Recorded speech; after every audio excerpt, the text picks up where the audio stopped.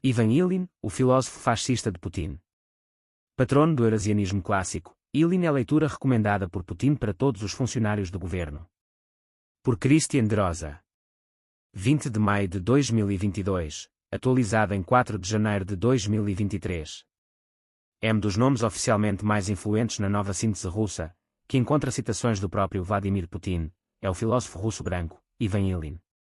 Putin não apenas citou o nome de Ilyin como recomendou a sua leitura a altos oficiais militares e funcionários da administração e do círculo interno do Kremlin. Isso aconteceu em 2006, época claramente associada ao início das atividades ideológicas de Dugin. Ilyin é considerado um dos patriarcas do eurasianismo original. Mais de 30 obras de Ilyin foram republicadas na Rússia em 2005. Ouça o podcast sobre Ivan Ilyin, o filósofo fascista de Putin. Diferente de Dugin, porém, cuja influência se dá no campo internacional, motivo pelo qual necessita de certa distância do Kremlin e uma agenda pró-russa aparentemente informal e marginal, Ilyin é a voz oficial de Putin, um dos principais ideólogos cujo resgate orienta formalmente a nova política externa russa. Nascido em 1883 em uma família aristocrática em Moscou, Ivan Alexandrovich Ilyin se formou na atual Universidade Estadual de Moscou.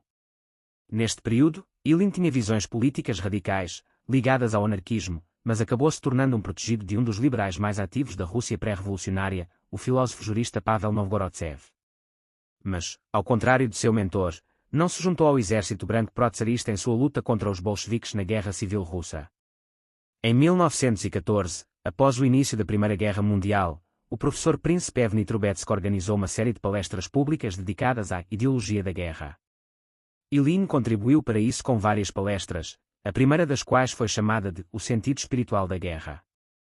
Na faculdade, Ilyin se especializou na filosofia de Estado de Hegel, que considerou como uma preparação para seu próprio trabalho sobre a teoria do direito. Sua tese sobre Hegel foi concluída em 1916 e publicada em 1918. Em 1922, porém, foi deportado como inimigo do Estado bolchevique, juntamente com 160 outros filósofos, historiadores e economistas que ficaram conhecidos como russos brancos. Exilado na Alemanha, Ilyin escreveu manifestos antibolcheviques junto a russos emigrados, com quem editou um jornal no qual difundiu a ideia do eurasianismo, que procurava na geografia uma alternativa ao bolchevismo. A partir de 1930, com o crescimento do nazismo na Alemanha, Ilyin se tornou um admirador de Hitler e Mussolini, publicando trabalhos como National Socialism, A New Spirit, considerando-o como uma resposta legítima ao bolchevismo. Sua crítica aos alemães que simpatizavam com o comunismo soviético, porém, redeu-lhe a demissão da universidade alemã em que lecionava. Em 1943, fugiu para a Suíça. Para Ilyin, o Estado russo era uma entidade geohistórica única e representava uma união espiritual com as demais nações euroasiáticas. Embora crítico do bolchevismo, ele não considerou que a Revolução tivesse quebrado essa unidade espiritual, sendo tanto o Império Russo quanto a União Soviética um agente histórico espiritual autêntico em sua ligação com essas demais nações. Tanto o nacional-socialismo de Hitler, quanto o fascismo de Mussolini ou o próprio movimento branco russo do qual ele fazia parte, teriam uma ligação espiritual. Essa ligação ele acreditava a um inimigo comum, o comunismo soviético e a democracia ocidental. Apesar disso, a grande ligação entre esses povos era pela disciplina ditatorial ligada a uma renovação espiritual, motivo pelo qual defendia que a Rússia possuía uma vocação especial. Um dos seus grandes feitos foi prever, já em 1950, a queda da União Soviética, o que considerou já antecipadamente como um risco para a Rússia. Ilyin é um dos pioneiros no alerta de que o Ocidente desejava destruir a Rússia, por meio da sua fragmentação, assumindo a postura muito atual que justifica uma espécie de expansionismo defensivo, isto é, se a Rússia não conquistar novos territórios pode arriscar a própria existência, uma tese que só se sustenta de fato pela crença numa ameaça ocidental. Durante a Guerra Fria, Ilyin defendeu a tese de que a desintegração da Rússia levaria a uma permanente guerra civil e isso teria repercussões em todo o mundo. A Alemanha, escreve ele, se mudaria para a Ucrânia e os países bálticos, a Inglaterra morderia o Cáucaso e a Ásia Central, o Japão atacaria as costas do Extremo Oriente, previu ele com grande preocupação sobre o território ucraniano, que para ele não constituiria uma nação de fato e os ucranianos não tinham direito a nenhuma forma de organização estatal e a perda do território da Ucrânia, para a Rússia, significaria o maior desmembramento da Rússia. Ilyin difundia a ideia de que os ideais de liberdade, democracia, do Ocidente eram, na verdade, uma estratégia para invadir a Rússia e tomar-lhe territórios seus por direito e por história. Como monarquista convicto, a ideia de federalismo também foi associada a uma ocidentalização e consequentemente um perigoso enfraquecimento da Rússia. A opção por um poder centralizado, forte e ditatorial é justificada, segundo ele, pela manutenção da unidade de um país tão culturalmente diversificado e extenso como a Rússia, motivo pelo qual o caos, a desordem e a anarquia seriam os eternos fantasmas a assombrar sua existência.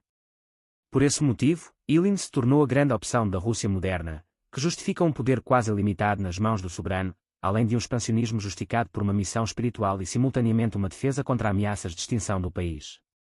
Contra a Rússia, ele elencou uma série de ameaças concretas, como grupos ocidentais maçonicos e judeus. Nos mesmos moldes dos neo-eurasianistas e duguinistas atuais, a falta de uma prática religiosa ou convicção cristã profunda não impediu Ilyin de depositar na Igreja Ortodoxa Russa toda a esperança da renovação espiritual do mundo. Ele ficava horrorizado com a perseguição comunista à religião, que via como espiritual e obrigatoriamente ligada à política. Recentemente, Putin declarou a Igreja Ortodoxa como responsável por nada menos do que a manutenção do nacionalismo, uma associação que no Ocidente rememora horrores absolutistas. A Igreja Ortodoxa trabalha incansavelmente para trazer unidade, fortalecer os laços familiares e educar a geração mais jovem no espírito do patriotismo, disse Putin. Assim como Ilyin, Putin declarou algumas vezes que o ideal de liberdade, em referência ao patrimônio autenticamente ocidental, deve ser interpretado como liberdade para a Rússia, visto coletivamente. Ilyin odiava a palavra liberdade e acreditava que só o Estado russo possui direito à liberdade. Quando se sustenta que a Rússia de Putin não é mais a União Soviética e nada presta ao comunismo soviético bolchevique, devemos lembrar que Ilyin considerava o Estado soviético também como uma continuação da missão espiritual russa, como dissemos. Mas mesmo o seu antibolchevismo poderia ainda ser utilizado para argumentar o anticomunismo de Putin. Vejamos então, nas palavras do próprio Ilyin, o que ele quer dizer com esse antibolchevismo. O que Hitler fez? Ele parou o processo de bolchevização na Alemanha, assim, prestou maior serviço a toda a Europa. Este processo na Europa está longe de terminar, o verme continuará a roer a Europa por dentro. Mas ainda não. Não só porque muitos dos antros do comunismo na Alemanha foram destruídos, não apenas porque a onda de detonação já está se espalhando pela Europa, mas principalmente porque a hipnose liberal democrática da não-resistência foi descartada. Enquanto Mussolini liderar a Itália e Hitler liderar a Alemanha, a cultura europeia terá um adiamento. A Europa entendeu? Parece-me que não. Será que ela vai entender isso muito em breve? Temo que ele não entenda. Ou seja, o resgate de Ilyin por Putin é certamente uma negação de uma parcela do passado comunista. Mas apenas para resgatar algo diferente que alguns poderão justificar por ter matado menos que o comunismo. No entanto, como veremos também nas fontes intelectuais de Dugin, a síntese russa traz de volta algo no mínimo igualmente tenebroso, porque a substituição de uma ideologia ateia por sua versão espiritualizada é apenas um caminho natural à admissão de uma natureza profunda das motivações totalitárias. A implicância de Ilyin com o comunismo era apenas devido ao fato dele vir de fora da Rússia, sendo que o seu regime ideal seria um totalitarismo autêntico russo, o que explica a sua admiração pelo Terceiro Reich.